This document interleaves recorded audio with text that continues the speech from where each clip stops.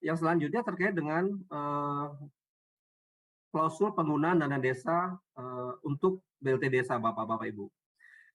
Di dalam PMK 190 ya, ini disebutkan bahwa salah satu kriteria KPM BLT Desa adalah keluarga miskin penerima jaring pengaman sosial lainnya yang terhenti, baik yang bersumber dari APBD dan atau dari APBN.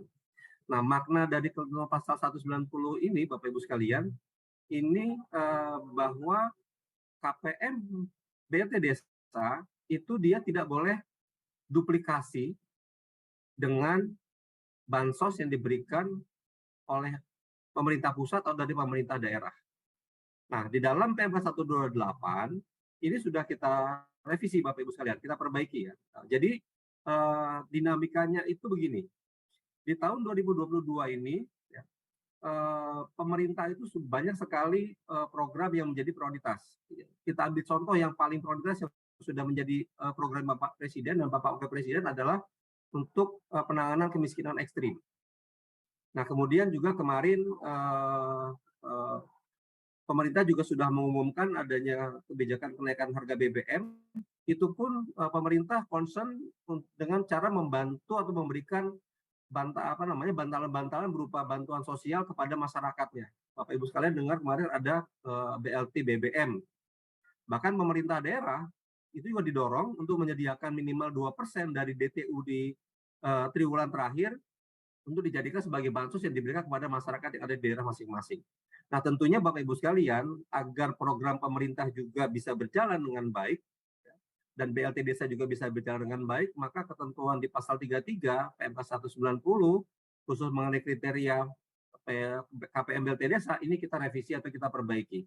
Jadi kondisinya di dalam PMK 128 ini, Bapak Ibu sekalian, sekarang penerima BLT Desa atau KPM BLT Desa itu juga dapat menerima bansos yang bersumber dari APBD.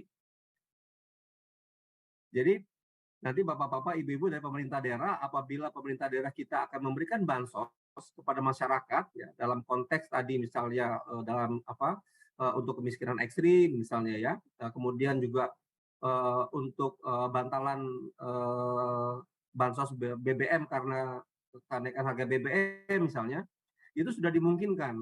Jadi Bapak-bapak Ibu sekalian tidak perlu lagi khawatir atau tidak perlu lagi harus memfilter data KPM yang menjadi calon target penerima bansos dari APBD.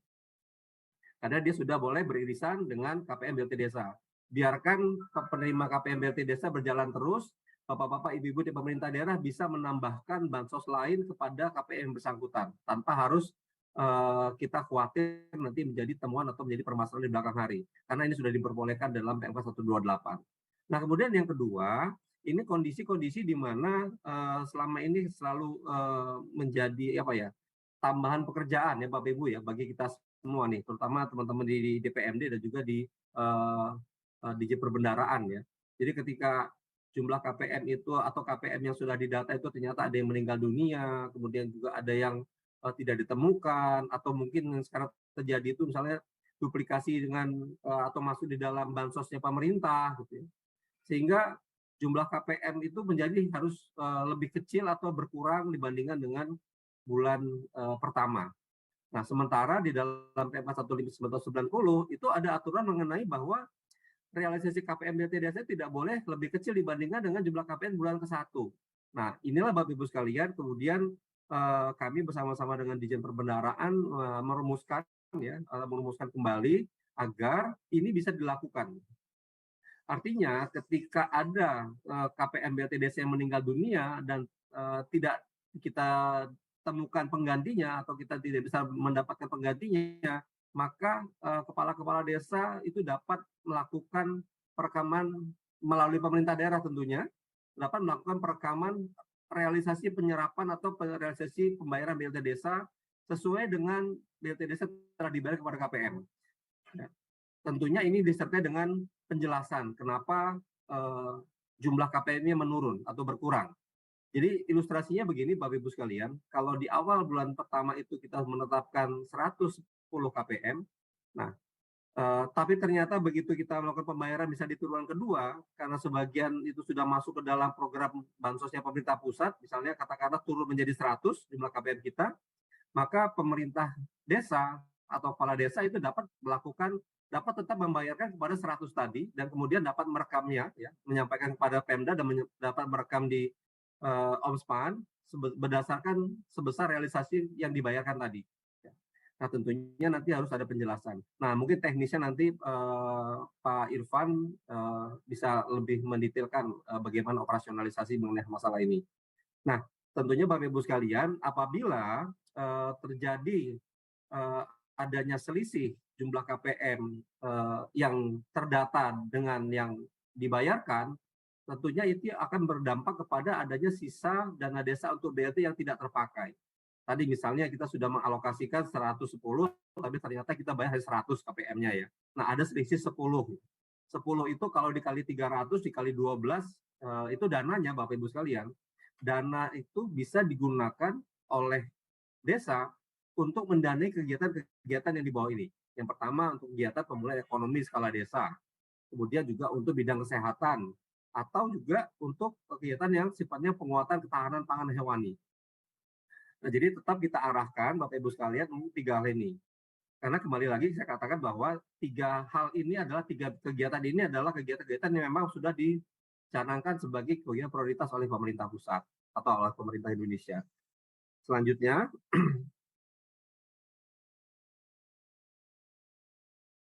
next. Nah, kemudian yang kedua adalah terkait dengan penggunaan dana desa untuk penanganan COVID-19, Bapak-Bapak sekalian. Di dalam PMK 128 atau sebelum PMK 128, di dalam PMK 190 maksud saya, di pasal 33 sebenarnya kita sudah mengatur bahwa ada sebagian dana desa sebesar minimal 8% yang harus dialokasikan untuk kegiatan penanganan COVID-19 yang ada di level desa.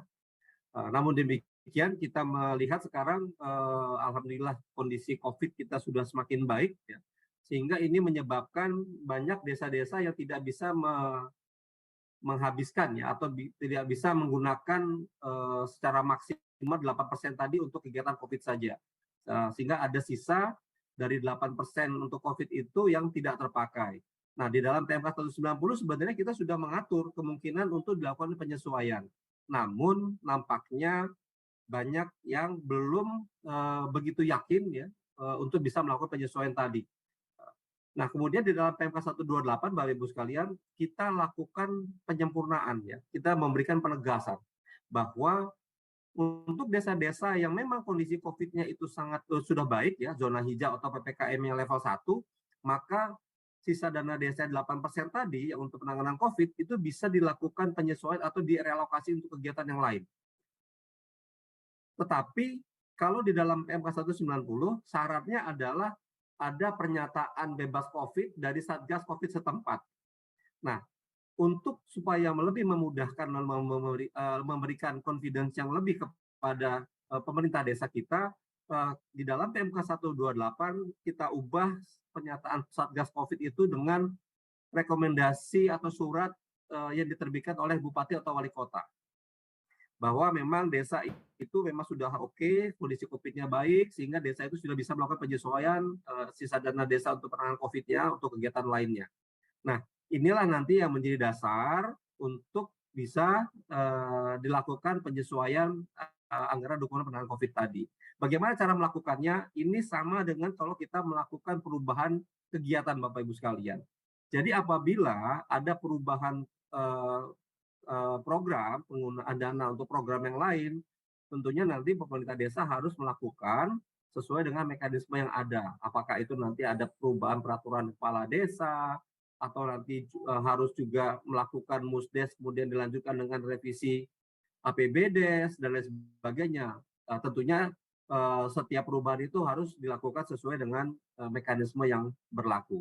Nah, kemudian arah kebijakan untuk penggunaan apabila tadi ada sisa dana desa yang untuk COVID yang tidak terpakai, maka sisa dana desa itu harus digunakan untuk mendanai sifatnya kegiatan yang prioritas, ya, seperti untuk sama seperti yang untuk BLT tadi, untuk pemulihan ekonomi di desa, ya, untuk bidang kesehatan dan juga untuk penguatan ketahanan pangan dan hewani.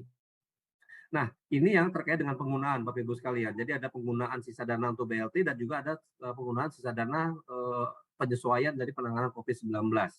Selanjutnya,